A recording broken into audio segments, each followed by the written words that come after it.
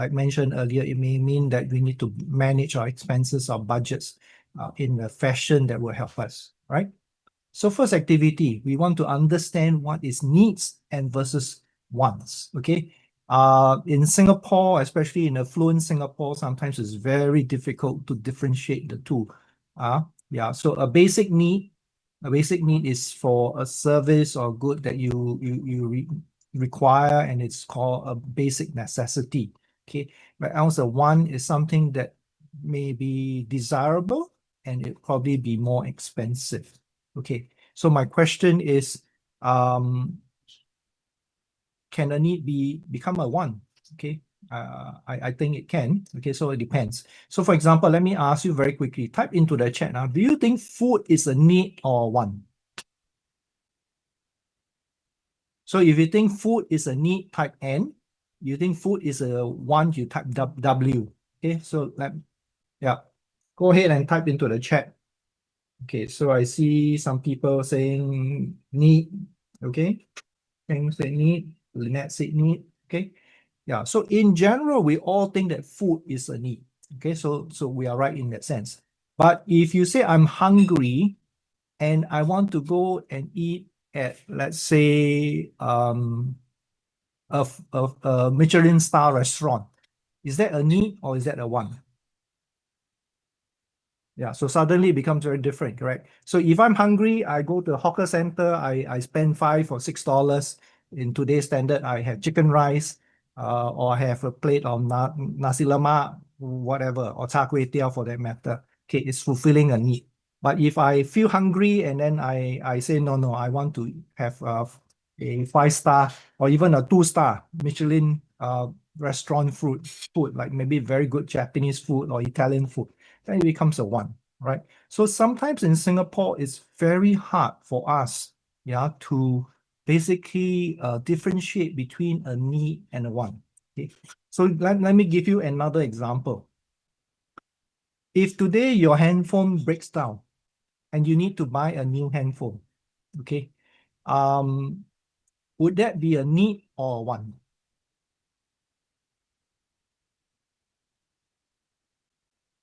Most people will say need, right? Yeah. Okay. So if you buy, say, a Xiaomi, which costs $200, I would say, yeah, that's fulfilling the need of having a handphone. Okay, but if you're going to wait for the latest iPhone 17 to come up in about a month's time and spend, say, $1,600 or $1,700 or $2,000 for that matter, okay, then that can become a want. All right, so it's very gray here in Singapore. Okay, yeah, so something that we need to manage and think. So sometimes, especially for those of us who have children at home, children especially, they cannot differentiate between what is a need and a want. And obviously the want will become something very expensive and things will really get out of hand. All right, so this is something that we want you to begin to think about and differentiate.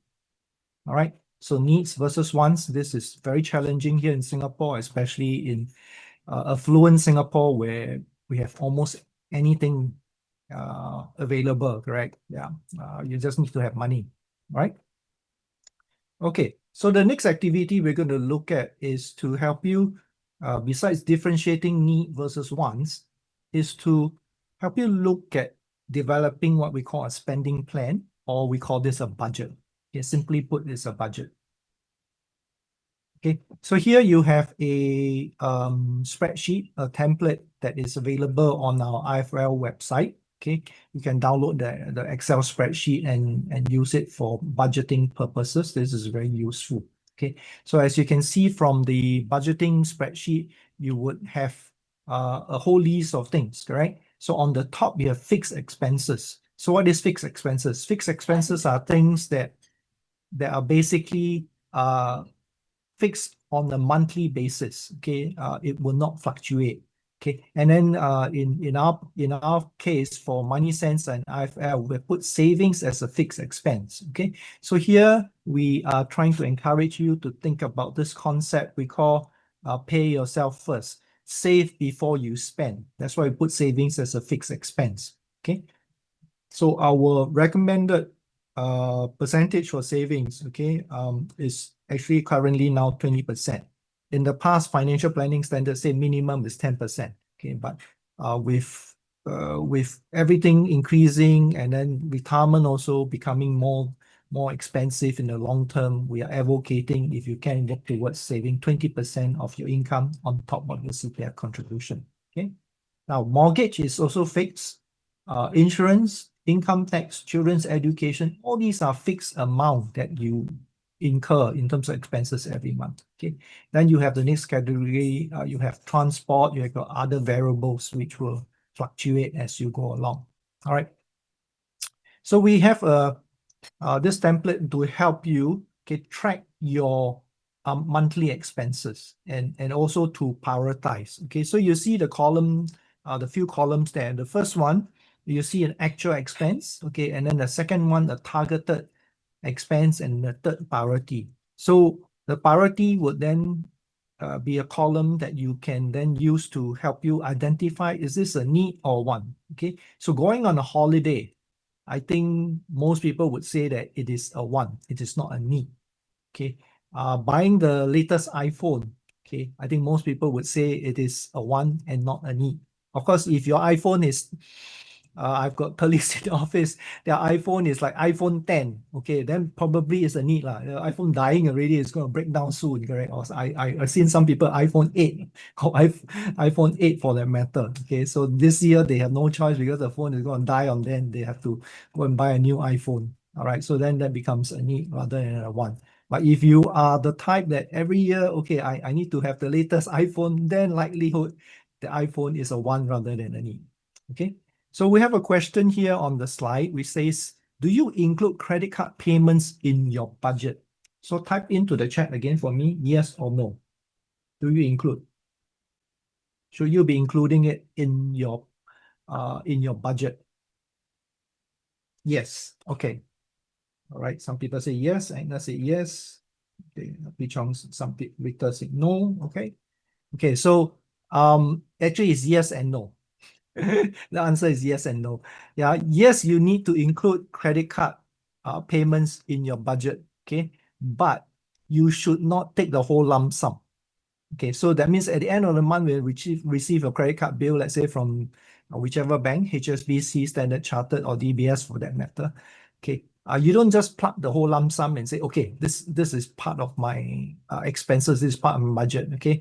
Then it will blow your budget out of the water. Okay, so what you need to do is to look at the items in your credit card and then break it down. So if you are charging your utilities to your credit card, then you need to take the amount that is paid for utilities and plug it into the spending plan here into utilities. Okay, so maybe you are using your credit card to pay for insurance. Okay, then you take the amount that you charge to your credit card and plug it into this budget statement. All right, so don't take the whole lump sum, but take the individual items, because your amount that you spend on your credit card is almost like using cash to pay for it. It's just that you have got maybe 28 days of credit using your credit card, and of course you can chalk points for redemption and all kinds of things, right? Yeah, so it makes sense. All right. So remember that for credit card, don't take the whole lump sum, but take the individual items, all right? So that you have a clearer picture.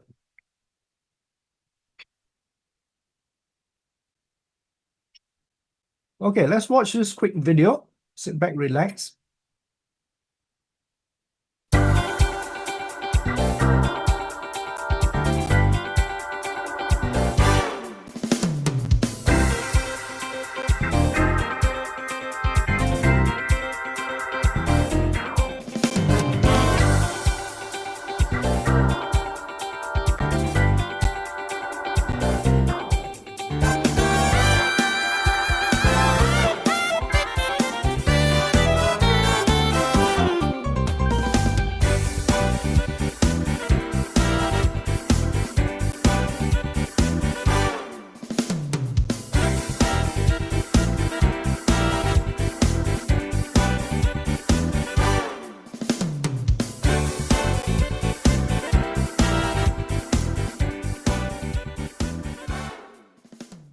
Okay, so this is a very simple concept. They're basically just very simple 4 steps that you can take. So you see on the slides now the summary. So first is to identify non-essential expenses. So first thing you need to do is to do that budgeting exercise I showed you earlier using that spreadsheet. Okay, and from there you can identify which are non-essential expenses, or more like items that are in the wants column. All right. Now, secondly, then you need to look at, okay, if some of these expenses you still need to spend on it because it's basic necessity, then there's some lower price or cost alternatives. Okay, so for example, give you an example, eating out. A lot of people eat out because we work long hours. Both you and your wife, or husband and wife both work. So, and then you don't have a helper at home, or you don't have good in-law support to go home for dinner, so you have to always eat out or tapao, yeah? Then it can become very expensive, correct? So if you have to eat out all the time, then you might want to look at, okay, where am I eating? Am I eating at McDonald's? Am I eating at food court, or am I eating at hawker center, or half the time I'm eating at some expensive food joints? Okay, so that would then help you look at your expenses and find lower cost or cheaper alternatives. Okay, so number 3, then you can work out the cost savings. Okay, so we'll show you some very quick examples in the next couple of slides. Okay, so the alternative will then help you to see, oh, how much am I saving each time I choose the cheaper alternative. Okay, and then number 4, as I'll show you the slides later, you will see that, wow, over a period of 3 years, 5 years, or even 10 years, the difference in terms of savings can work out to be quite substantial. All right, so let's take a look at that. Okay. All right, so here are some very simple day-to-day activities that we all do. Yeah. So some of us like bubble tea, some of us like gourmet coffee. Yeah. So it all depends on what you like. So if you're a coffee drinker and every day you have to go to Starbucks or Coffee Bean or whatever coffee joints and have a cup of coffee, the average is between about $5 to $6, correct? Even if you just order one and take away. Bubble tea is also about the same, $5 to $6. Okay. So imagine if you do this on a daily basis, or at least for 5 days in a week when you work. Okay. 6 times 5, that's $30 in a week. In a year, you will spend 1,560. Okay. Now imagine you convert that habit of drinking bubble tea or gourmet coffee into kopitiam coffee or tea. Okay. I think it's probably like about $1.50 to $1.80 now. So even if you take 5 days, 150 times 5 is 750. Okay. In a year, 750 times 52 weeks, that's $390 in a year. Okay. Okay, so the savings, as you work it out, 1,560 minus 390 is 1,170 per year. Imagine multiply that over 3 years. Okay, that will be 3,510. Okay, so imagine if it's 10 years. 10 years will be 11,000. Okay, 11,000 and 1,007, yeah, $1,700 savings. Okay, so a very small habit, a small change like this can result in a huge savings in the long term. So some people would say, hey, Trevor, but this is, wow, really being very strict with yourself. I work so hard, I'm sure I need a bit of enjoyment. Okay, so perhaps you can tweak the thing. Instead of everyday kopitiam or iced tea or iced coffee from kopitiam, maybe tweak it a bit and say, okay, instead of bubble tea every day or kopitiam every day, maybe I pamper myself once a week, bubble tea on Friday when it's the last work day of the week. Yeah. And then I want to hang out with my colleagues after lunch. Maybe then I should pamper myself with a nice cup of gourmet coffee or bubble tea. But for the rest of the week, 4 days, I will drink iced coffee or iced tea from kopitiam. Okay. And if you do that, you still find quite a bit of savings, yeah, in this whole exercise. Right. Okay, so here are some suggested items that you can look at. Okay, obviously we don't have all the time now to do this online. Okay, so some areas that you might want to look at. So we're giving you the example of bubble tea conversion to iced tea. Okay, and in 5 years, well, the savings is 5,850 because the annual savings is about 1,170. All right. So here are some suggestions. It could be transport, it could be telcos, it could be eating out, it could be online shopping, it could be entertainment, like, some people like to go to the movies, like at least, once or twice every week. And if you go on the weekend, well, family of five go and watch a movie, each one could be like $20 each, right? Yeah, so $100 on just going to the cinema to watch a movie. Yeah. Okay, or any other personal expenses like smoking and drinking. These are also habits that are very costly here in Singapore. Okay, so think about it. What are some of the things that you can consider taking a step? Yeah, so I'm not suggesting everything you see up there you're going to do. So it'll be a bit too ambitious, and in fact it'll be too disheartening after that. All right. So maybe look at one particular area after you have done your budget and say, oh, okay, I realize, wow, hey, I actually almost every day I go to work, I take Grabman or I take Tata or take Gojek. Okay, I never take the MRT one. Okay, then maybe time to consider if you switch from private rides to MRT, how much is the difference going to look like, or bus? Yeah, of course you're going to spend more time traveling lah. Yeah, but the savings, is it a lot? Is it going to be substantial? So this is the exercise that we want you to consider. All right. So it's not an easy thing to do, but it is something that you might want to look at in terms of changing a habit. All right. Okay. So maybe before I move on, just to get some response from you guys in the chat. Okay. Type into the chat one thing you're going to do right after this, one area. It could be transport that you're going to review. It could be entertainment. It could be some personal expenses like, oh, cutting back on smoking, or going to clubbing or pub, or online shopping, or for that matter, eating out. Okay, so a lot of people say transport. Yeah, so transport may quite heavy. Yeah. Cut back on buying face cream. Okay. Face cream, wait for sale lah. We wait for every month the next one should be 99, right? 888 is already gone. Restaurants. Yeah, cut back on telco. Yeah, okay. So yeah, so those areas that you have typed, make yourself a promise when you go back, sit down and look at it and do something real. Yeah, do something realistic that you can work on and help yourself convert your expenses into savings. All right. So thank you for that.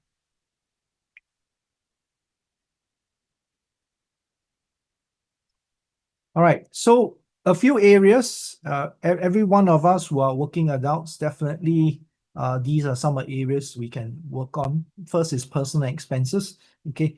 So we already talked about it. Leisure activities like watching movies, going to the cinema, hanging out with friends, chilling out at the cafe on the weekends and things like that. It can get very expensive in terms of this. Singapore, we don't have a lot of sports and recreation, but we have got plenty of places where you can go out and just chill and have a good time with friends over coffee, good food, watch a movie or anything like that. And this really can be so expensive, yeah, compared to some other places here around Asia. Okay. Yeah, so telco, somebody said telco, internet plans. Okay, yeah. So telcos, I think these days telcos are very competitive. Yeah. So be mindful. Look at your telco plan. Do you still need to pay like $20-$30 a month? Yeah. So for example, I've just celebrated my 62nd birthday. Yeah. So for the last few years, I've been become a senior citizen, correct? So I enjoy the silver generation kind of telco plans. Yeah. Which is as low as $5. Yeah. So that's one way to go about it. Yeah, eat out less. Okay, so yeah, I'm not saying don't eat out at all, but eat out less or choose less expensive places to go. Plan for your holidays early if you can. Yeah, when you book your tickets way early, you'll probably be able to get super good deals for your air tickets. Yeah, so don't wait until last minute. Okay. All right, let's move on. So if you have got your own household, you have set up your own household, you don't live with your parents anymore, or even for those who are single, maybe you move out of parents' house and live on your own, then there are a lot more things to consider to manage, correct? Yeah, so you have your utilities to take care of, you have your own household expenses, like even like toilet paper, tissue paper, rice, cooking oil, and things like that. All these are all your household expenses, your utilities. So if you stay on your own, you live on your own, suddenly you realize that, wow, oh my goodness, every month so much money goes into all these. Yeah. So look at when you go shopping, can I buy house brands instead of maybe designer brands, kind of coffee or tea or noodles for that matter or whatever. Yeah, compare prices, buy it during sales. But I must say, don't buy it in huge quantity during sales thinking it's cheap, because actually on the long term it doesn't work out. Because if you overstock and then you cannot consume, cannot finish, then basically the second packet is wasted and expired, then you throw away. Then you don't save money. Instead of saving 50 cents to $1 because you bought a second packet, now you wasted $6. All right. Yeah. Then look at your utilities. Like if you find that your current utility company is charging you a lot, maybe you should look at switching utility company. Okay, or even some of your electrical appliances. Yeah, when it's not on in use, turn it off. All right. Turn off running tap and stuff like that. Okay, don't overload your fridge. All right, so these are some things which are very common sense, but sometimes we may overlook. All right. Now in Singapore, another big area that is of concern, especially to people who get older, as like me, as we get older, we're concerned about healthcare. Okay, in Singapore, the biggest concern among retirees is two things. One is healthcare expenses increasing as they get older. And then the other thing, of course, is retirement income when they stop working. All right. So healthcare is a critical area. So one way, of course, is to stay healthy, eat healthy, have a balanced, healthy diet. Okay, cut back on your sugar, cut back on your alcohol, cut back on caffeine and stuff like that. Okay, while you are young, make sure that you're covered by health insurance. Okay, and if you need to seek health care, please utilize subsidized health care. Okay, so go to a polyclinic, get a referral to go to government hospital to see specialists. All these will add up. Okay, because the subsidized healthcare system, you can get up to 80% subsidies. Okay, if your household income qualifies. Okay. Right, and then have regular health screening if you are older like myself. All right. If you have children, then wow, it's also going to be another heavy expense area. Raising children is very expensive. Trust me, I know. I got 4 kids. Thank God they're all young adults. The youngest one just graduated.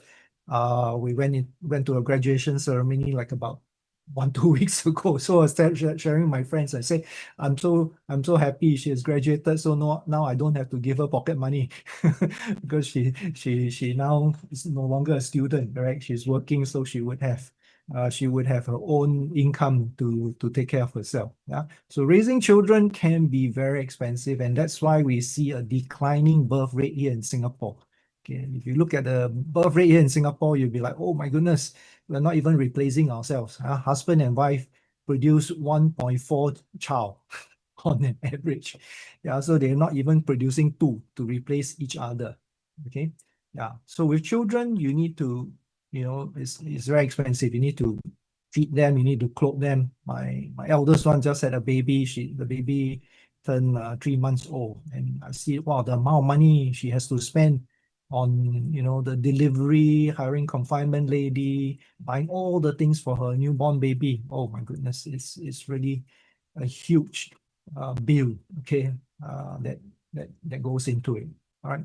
So as her kid grow, her expenses are just going to increase as they go to school, as they go to preschool. All these are all going to add up. All right. Yeah, so some of the things we did when our kids were growing up is that we send them for group tuition. We can't afford one-on-one. We send them to all the different help groups, self-help groups, like under the different ethnic groups. Okay, so like for the Chinese, we go to CDAC. For our Malay Muslim friends, they can go to Mendaki. Okay, so all these are self-help groups that provide group tuition on a very reasonable basis, and I think they provide good teachers to teach. Yeah, so it will really help your kids. Okay, look at hand-me-downs. Okay, so for example, of course, if you have one kid, the firstborn, usually you spend a lot of money now, but if you're second and third, then if it's first one girl, second one girl, then a lot of hand-me-downs you don't need to keep buying new things. Unless first one girl, second one boy, then of course the clothes will change a little bit as they grow older, right? Textbooks, yeah, so use second-hand textbooks if you can. And I always encourage students, I say second-hand textbooks are the best, because if you get a good textbook from a very bright student, an A-star student, the textbooks will be a treasure, because all the notes this person write will be precious, okay, in helping you do well for the exams. Okay, you get a clean textbook means the fellow never study for the whole year. That's never even flip the textbook, and that's why the textbook looks so clean. All right. So other things like subsidized dental care, if possible, if they're offered at the schools. All right. Okay, let's move on quickly to the next thing, which actually impacts every one of us. Okay, stretching your dollar by looking at the effects of compound interest. Okay, and later on we'll look at what is the cost of debt, what are the implications of things like buy now, pay later, some of these schemes. Okay, now I have a test for you all now. Okay, so everybody must pick, must choose. Okay, now imagine you found a new job, okay, and then your boss tells you this. Your boss says, okay, now if you come and work for me for the next 30 days, you have two options in terms of payment. Okay, this is how he's going to pay you. First option is that your boss said, I'll pay you $2 million, okay, on day one when you start. All right, that's the first option. So lump sum, I give you $2 million to work for me for the next 30 days.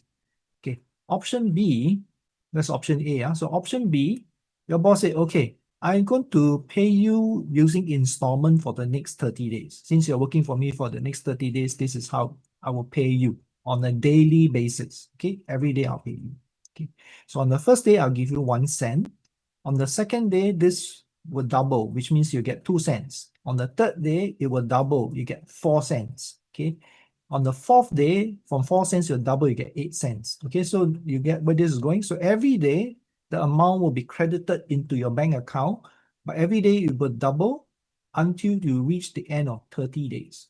Okay, so now the question is, would you take option A, which is $2 million upfront on day one, or would you take option B, which is 1 cent starting from the first day, but it will double every day for the next 30 days?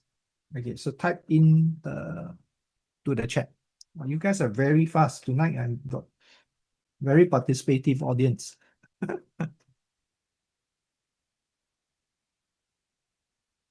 Okay, so either A or B. Don't type 1 or 2. Some people type 2 million. Okay, so okay, that's clear. 2 million. You can't get more from A. Somebody said, well, 2 million, I quit on day 2. Seriously, bro. So clever. Your boss will sue you. They give you a contract. You take the 2 million, you quit on day 2, he'll sue you for 4 million. Okay. You can't get more from A than B from investment in 30 days. Okay, so some people very smart, they say take the money and invest, right? Okay, all right.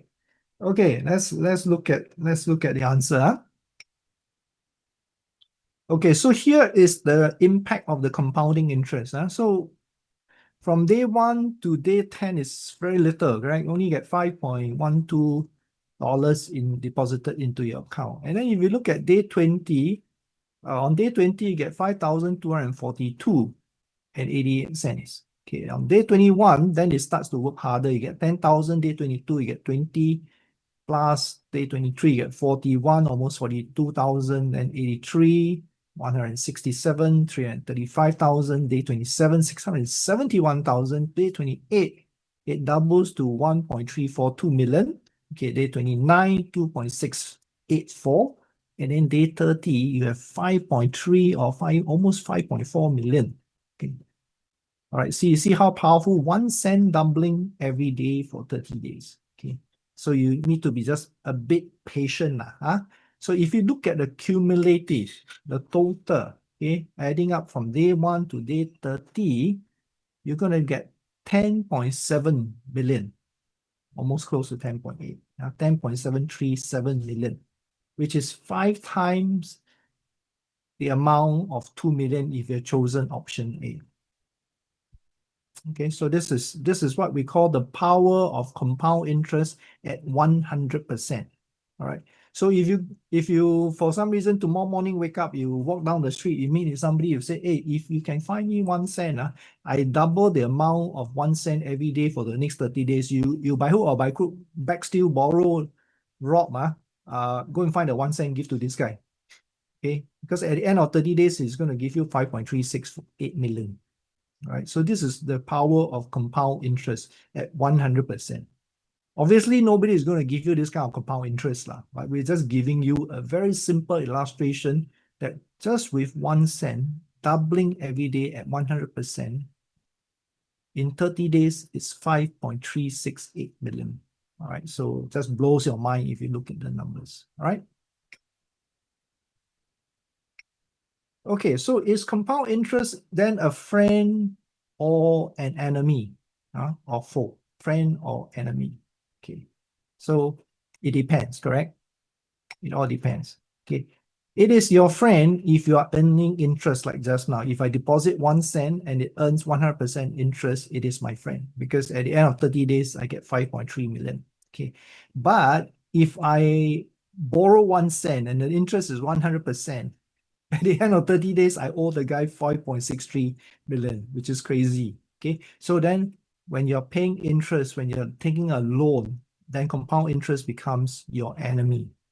All right. So this is how it works. So bear in mind this, that compound interest is very powerful. It can be your friend, and yet at the same time, it can become your enemy very quickly. All right.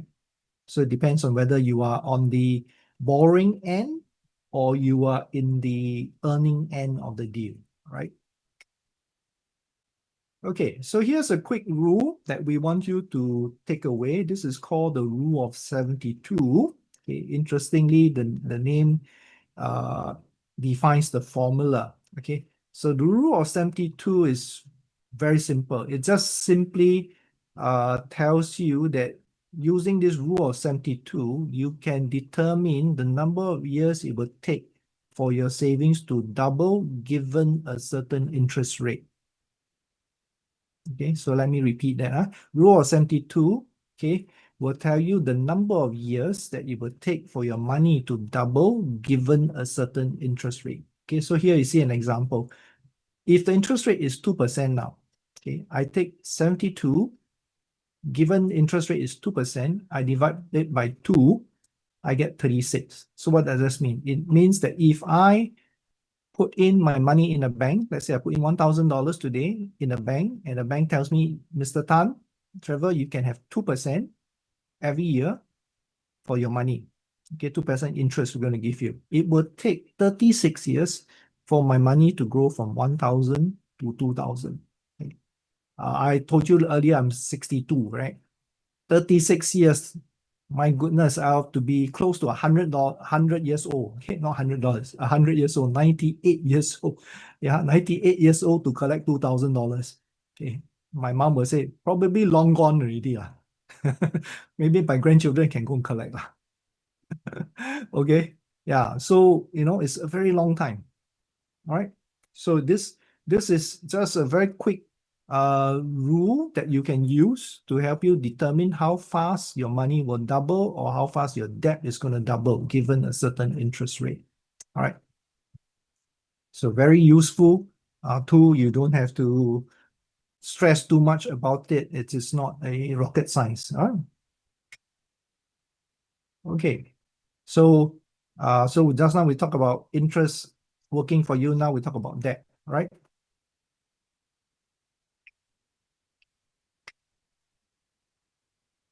So if we look at credit card, if you look at credit card, which can be wow, very heavy. Okay, so using the rule of 72. Now you owe on your credit card an outstanding bill of 5,000.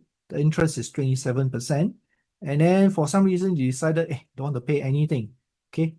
How long do you think it would take for the debt to double? Okay, so using rule of 72, can you work out quickly? What do you think? Type into the chat. How long do you think it will take? Your interest is 27%. So using the model, you take 72 divided by 27. Okay, so it's 2.6 years. Okay, great. Okay, 72 divided by 27. Yeah, 2.67 years. Okay, so almost 2.7 years lah. Right. So used to be credit card interest rate was about 24%. Yeah, so it takes 72 divided by 24 is 3 years. Okay, so in 3 years' time, if you are outstanding credit card bill of even $1,000 in 3 years' time, it become 2,000. Okay, so I always say credit cards, the interest is basically scary. Yeah, it's a bit like a legal along. Yeah.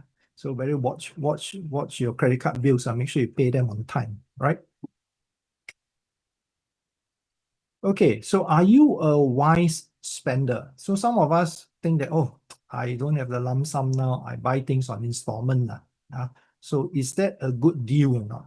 All right. So this is the next question we want to help you see. Okay. So there are plenty of installment plans running around. There is, of course, the in-house installment plans set up by companies using credit companies or leasing companies for that matter. And then there are also installment payment plans like interest-free installment plans. Okay, so does that make sense? All right. So first, let's look at in-house installment plans. Okay, now in-house installment plans offered by merchants, by retail outlets, the big ones. I don't want to name them, but you know who they are. A lot of times the interest is quite crazy. Okay, so when you make a purchase, you think that or instead of paying one lump sum, very painful, let's pay it over 24 months, 26 months, 36 months, or 48 months, or even up to 72 months. Okay, but you don't realize the interest that they charge. Okay, so the average interest that this in-house installment plans are charging is 11 to 27%. So just now we work based on interest credit card interest of 27%. The amount that you take in terms of installment from them, the debt actually will double in 2.6, 2.7 years. Okay, very quickly. Right.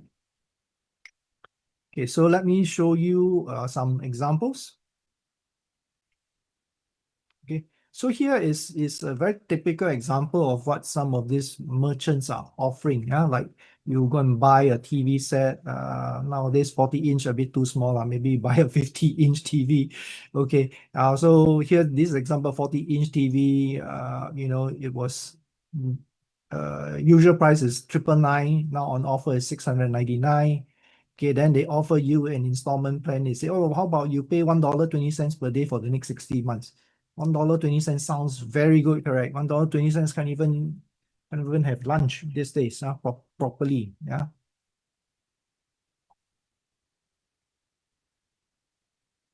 Okay.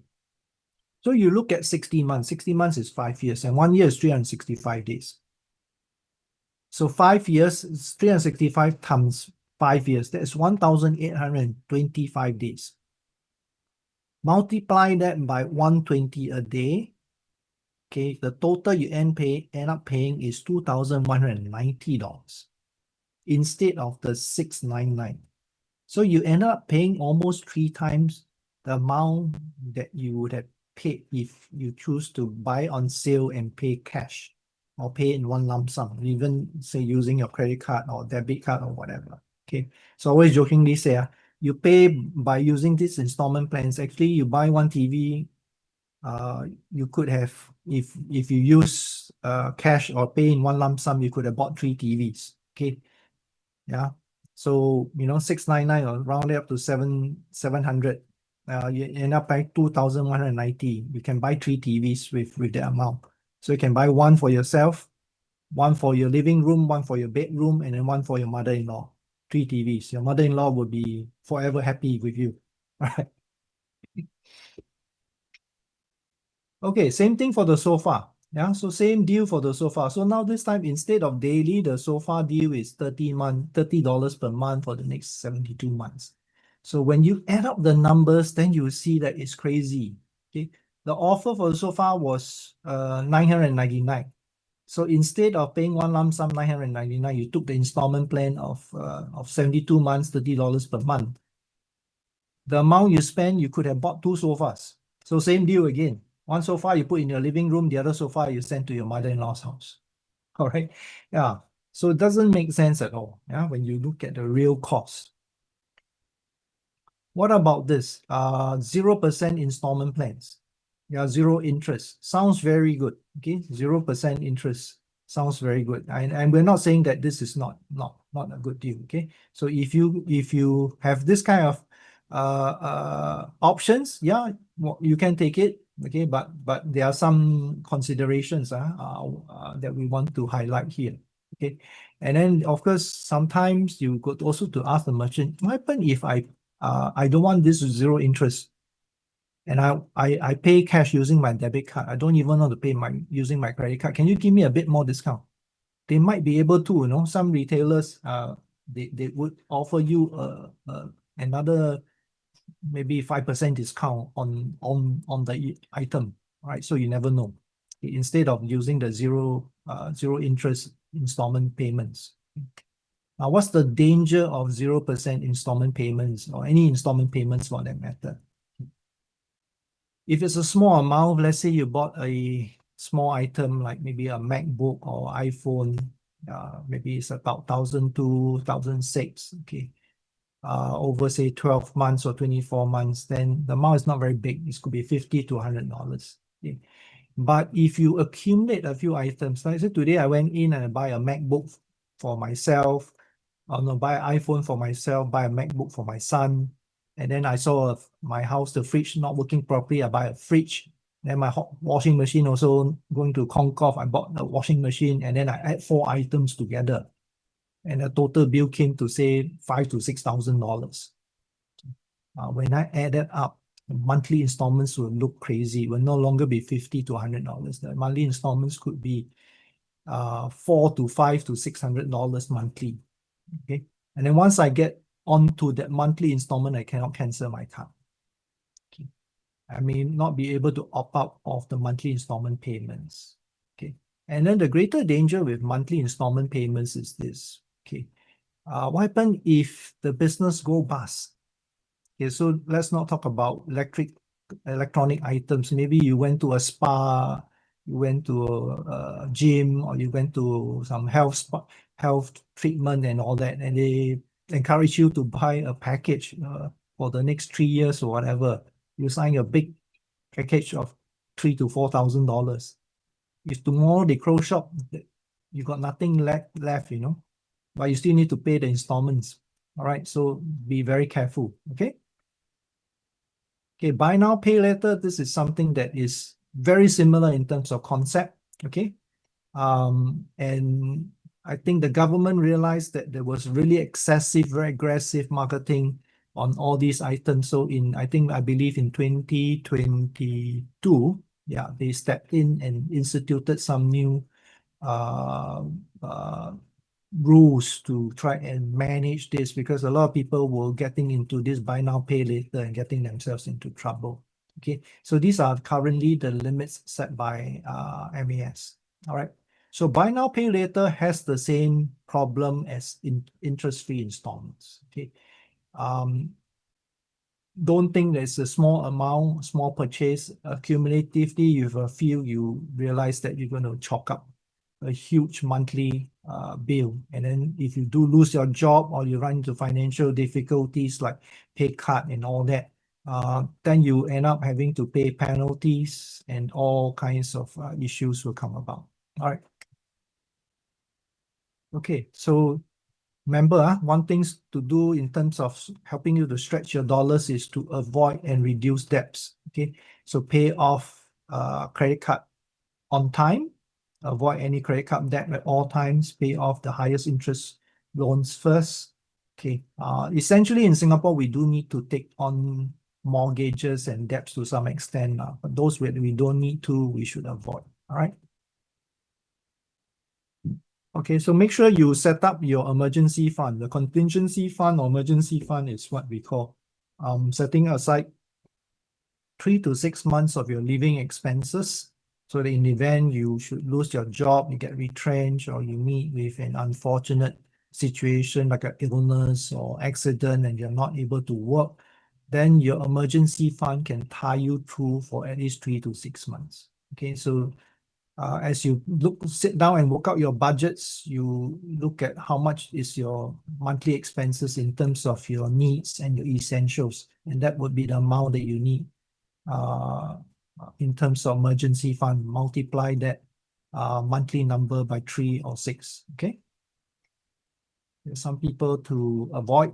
Okay, so these I call people who are maybe a bit toxic, friends who good weather friends, we call them, yeah. People who will put pressure on you to spend excessively. They're always judging your lifestyle. Alamak, why you don't have the latest iPhone? Alamak, you're still on the iPhone 10, so pathetic. You know, why you didn't go on a holiday? You know, we went to the US, we went to here, we went to there. You only went to JB, things like this. Okay.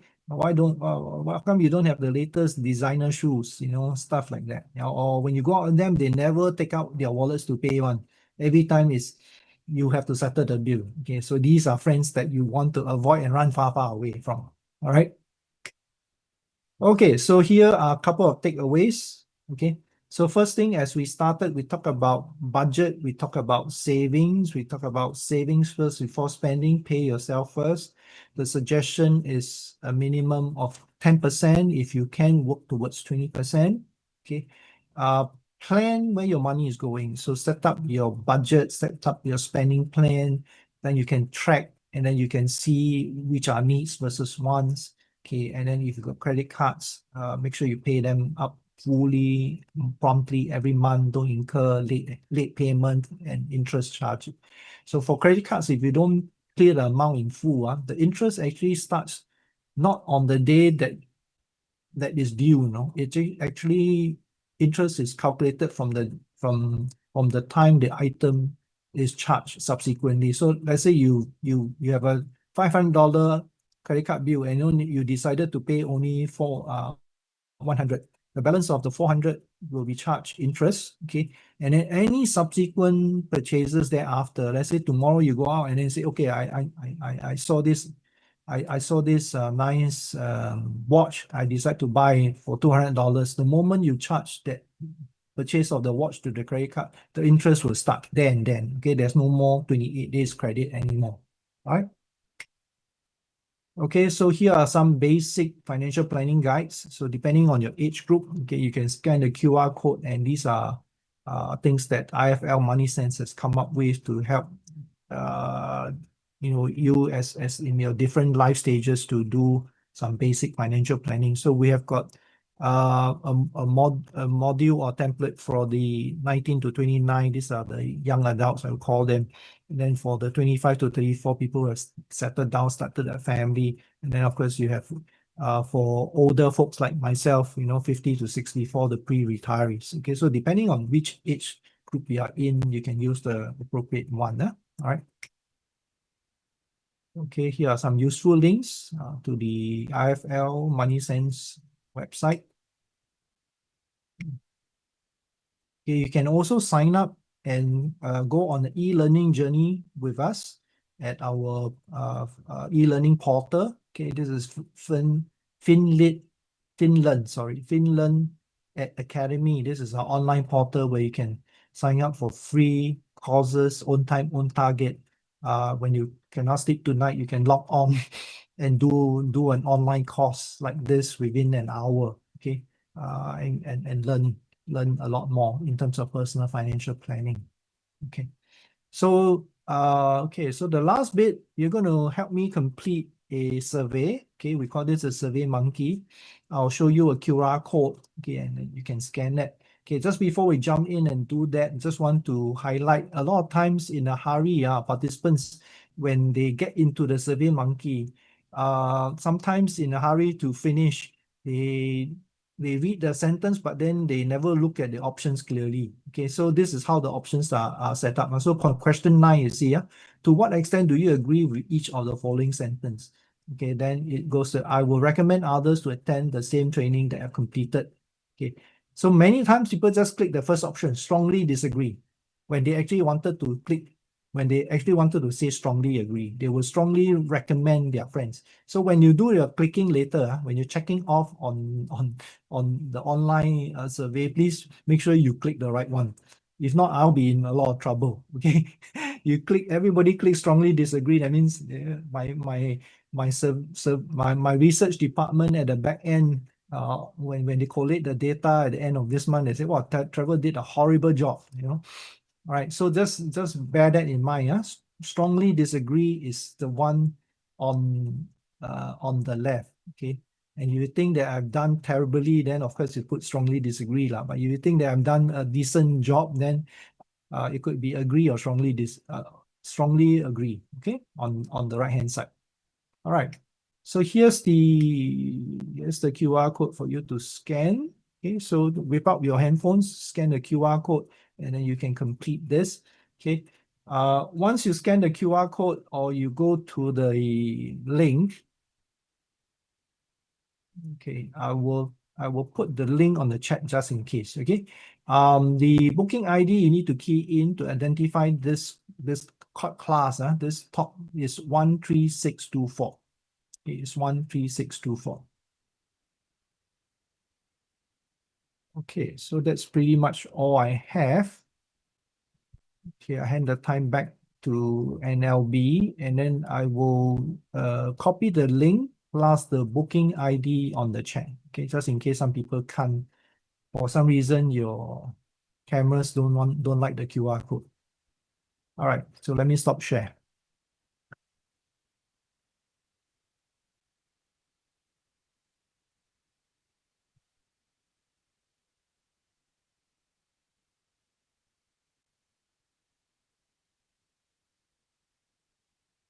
All right, thank you, Trevor, for the informative session. So while I will go through my resource sharing, if you guys have any questions for Trevor, please feel free to type them into the chat box. We can address them after my resource sharing. Okay.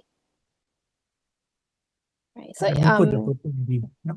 Go ahead. Sorry. So if you guys would like a copy of the slides for today's talk, please scan the QR code that you see on screen right now to access the slides. Yeah. So I will also be pasting the links for all the QR codes that I'm showing you into the chat box later on.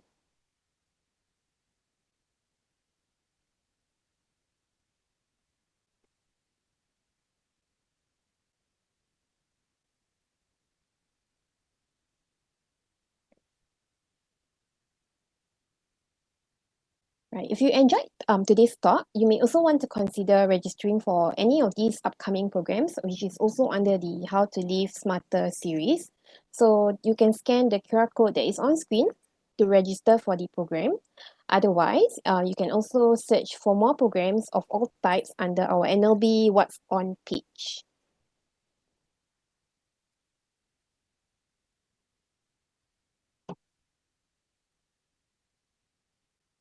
So this is our NLB What's On page. So this is where you can actually search and register for our NLB programs. So simply go to www.go.gov.sg/NLB What's On to search for more NLB programs.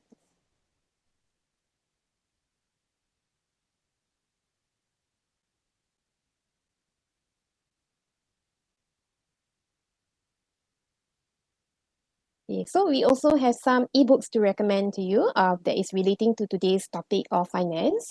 Yeah, so these books are available for borrowing through our NLB Overdrive website or the NLB mobile app. You'll be required to log in with your My Library username before borrowing. So in case you have not downloaded our NLB app yet, you can actually do so by going to the Apple App Store or Google Play Store. So the app, you can actually borrow ebook. You can also use it to register for programs, search for books. And also, if you're in the library, you can also use the app to skip the physical queue and just borrow from where you are.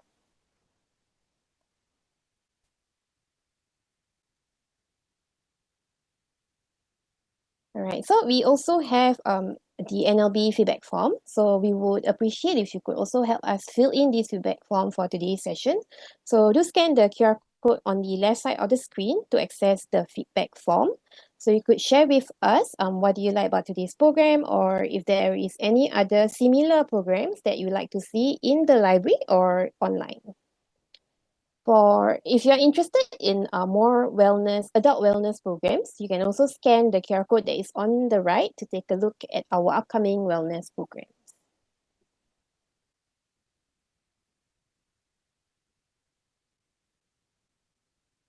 Okay, so I will share my screen. We can take a look if there's any questions. Okay, I have a few interesting questions here. So somebody said, so you don't understand how you can save yourself. You already paid up front and the merchant cease operations. Of course, if the merchant cease operation, that's really nothing you can do.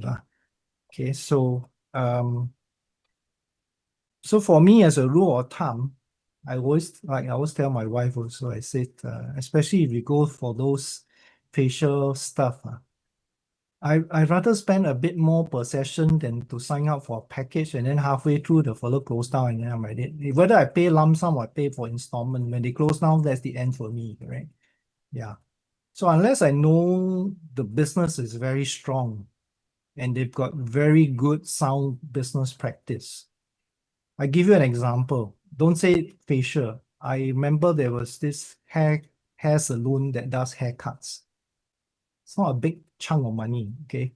Each time I go and cut, was like back then before COVID, maybe it's like $5 or $6. And then if you sign up, they give you a deal which is like $3 per time per each time you go. Then eventually what happened was I remember signing one time, yeah. Then okay, so I managed to finish the 10 that I used. But then subsequently they encouraged me to buy again. Then I didn't. Then eventually what happened to that shop? They went from 3 shops to just 1 shop. Okay. And then eventually I don't know whether the business is still around or not. So imagine if I had signed in the shop at Bukit Batok and then they closed down the one at Bukit Batok. Now I only can go to the one at Woodlands. Okay, they used to have, let's say, 3 shops, one Bukit Batok, one Woodlands, one Jurong East. And eventually, if they close the one at Woodlands, then I'm done. Okay, so sometimes it doesn't quite make sense. Even a small amount like this, $10, $5, you sign $100 and then suddenly they go out of business. Okay, yeah. So this is our thinking in that sense, lah. Yeah. Of course, big ticket items, a lot of times we are tempted because we think that we break it down into smaller payments, it is more manageable. Okay, but then the other question to ask is that, can I afford to have this if I cannot pay by installment?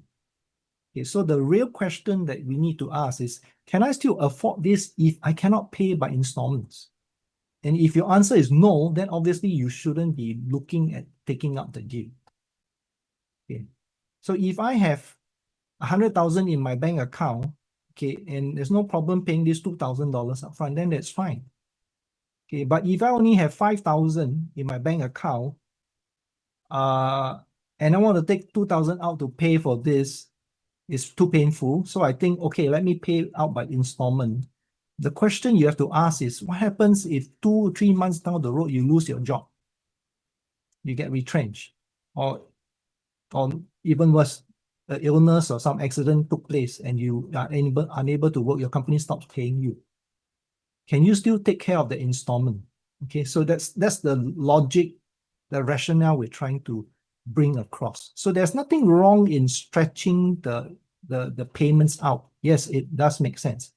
But the key question to ask is that, do I have the $5,000 now in the bank that I can pay this off right away if I want to? Okay, so if I don't have, that $5,000 is part of my emergency fund, and I cannot afford to take out two to pay for this if something does happen, if I lose my job or an accident happens and I cannot work. Then obviously you shouldn't be taking the installment plan to try and stretch it out, because you are counting your eggs even before they hatch. Okay, that's from the financial planning perspective. Ken, I hope that answers the question. Your logic is right. Stretch it out. Yeah, why not? Interest free, what? Okay, but the greater question is that, do you have that money in the bank now to pay off this amount straight away? You have, then okay, no problem. And you can afford to do it, then no issues. Okay, but if you say, oh, this is part of my emergency fund, then probably better not. All right. Let me see whether there are any other questions. I hope you guys have okay, tracking expense, copy, paste, Excel to do mapping. Is there any other better ways? One way is to download an app lah. So the app, if the app can transpose all that to your spreadsheet. Okay, I think IFL and MoneySense has set up one which you can even track not just your expenses, it's linked to your bank accounts and all that. So you go to the MoneySense website, but you do need to use SingPass to download that, and then it will link to your bank accounts, your insurance and all that. So it's a one-stop app that can help you track all your expenses and manage your finances. Okay. Some banks offer better interest if you spend using credit card and hit. Okay, that's no problem. We're not saying don't use credit cards to buy things. Go ahead and use. Just make sure that you need to pay on time. Make sure that you don't run into late payments and all that. There's nothing wrong with credit cards. Okay, credit cards are brilliant. As long as you know that you're going to be able to pay at the end of the month, use it. Okay, and then use it to chop points, use it to earn miles, use it to do whatever. Okay. My daughter was just telling me she's quite smart with a credit card. She said, well, every month I spend this, then I charge everything to my credit card. You see how much points I'm getting. You can redeem it for this, that, and everything. So good for her, good for people like her. Okay, let me see. Any other questions?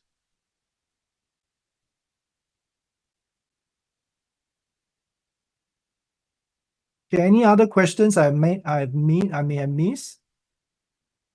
Okay, good.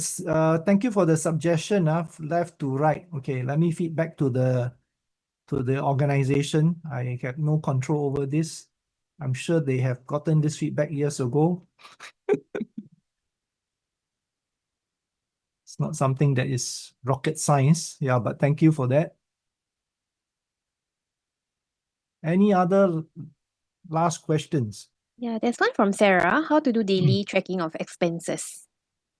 Daily tracking of expenses. So there's two ways. The very old school way would be to buy a notebook, okay, and then basically take note of every expense on a daily basis. So you buy like a small notebook, keep it in your bag, in your pocket, have a pen, and then you track. Okay, I think by today's standards is that would be really primitive and really tedious lah. Okay, I'm sure there are a lot of apps out there that you can find.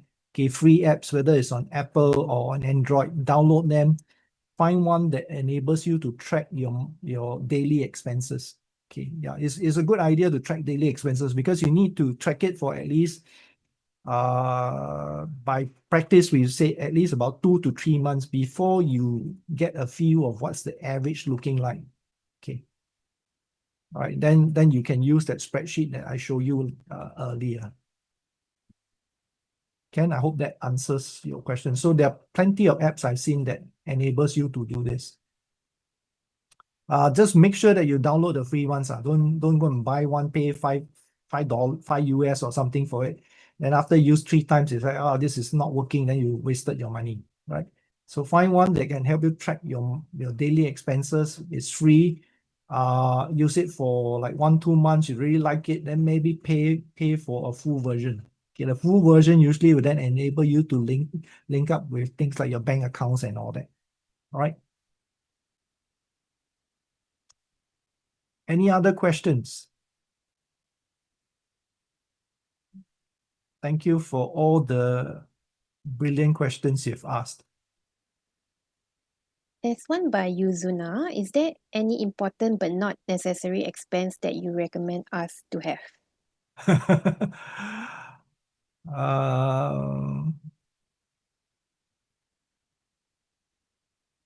Necessary expense.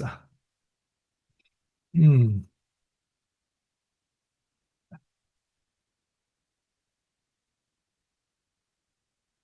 I can't quite figure that question. Dentist, somebody say. Yeah, I mean, a lot of us don't go to the dentist on a regular basis until we get toothaches, correct? Yeah, so maybe that's essential. Yeah. Necessary expense. I think depending on personal lifestyle and choices lah. There are some things which are essential, some people don't consider necessary. So it's very hard to say, and I don't want to put like so yeah, so example like dentist, education, these are necessary expenses, correct?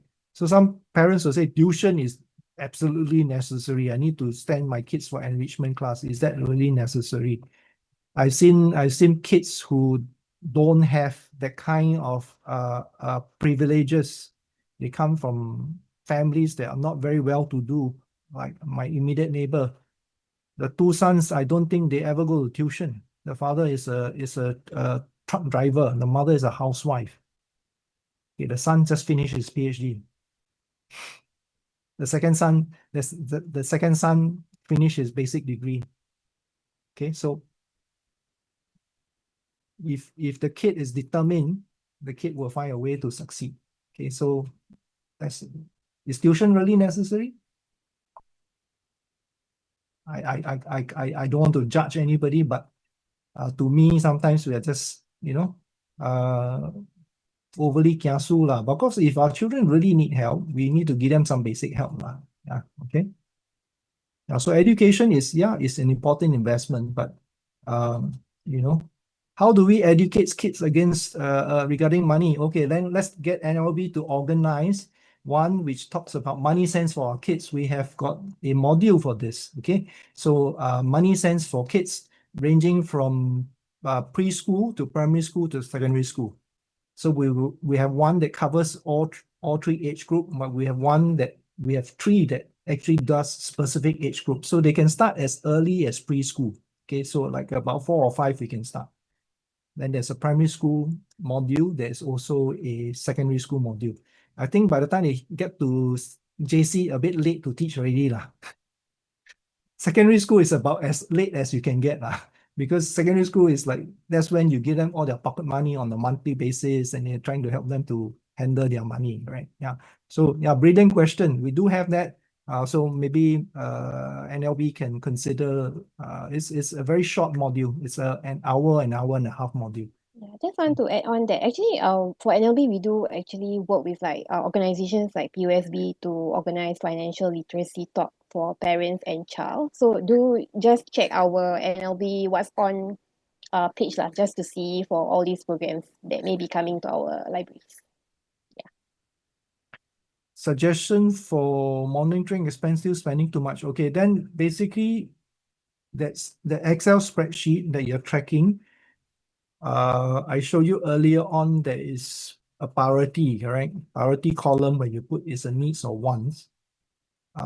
So if you're still overspending, then the first thing we suggest in financial planning is look at the non-essential, the variable expenses. Okay, that's the one that's likely to be causing trouble. Okay, look at the items under entertainment, leisure. Okay, those are the items that are likely to be causing trouble. Okay, so if you're spending too much money on holiday, on leisure, on things like that, those are the first areas to start cutting back.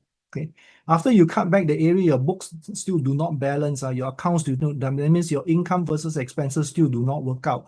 Then you have to go down to the next level. The next level will be looking at things like variable expenses in terms of utilities, telco, eating out, food, and all that. Okay, that's the next area. So if these two areas you can work on it, likelihood your balance sheet, we call it, your accounts and your income versus expenses will then begin to work themselves out. Okay. But if those two areas you attack, you work very hard, really still cannot, then there's the fundamental is go down to the fixed expenses already. Okay, that's where you could be in trouble. Maybe you're overstretched on your mortgage. Maybe you're overstretched on your car installments. Okay, so that means you've got to attack every area. But the first area to attack would be leisure, entertainment, the non-essentials. Ken, I hope that helps you. There's one question for Nuzuna again. What is the most valuable expense that you have in terms of ROI? Wow. What is the most valuable expense that you have in terms of ROI?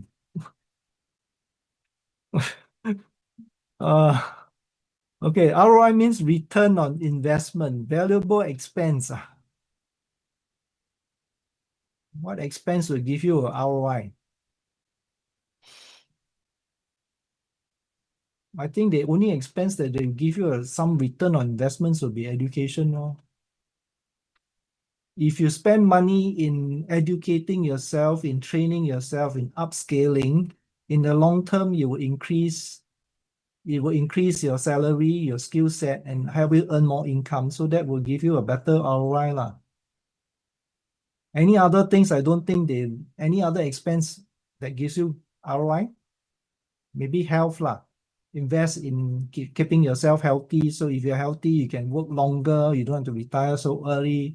You don't have medical expenses that will start to go out of hand when you are in your 40s.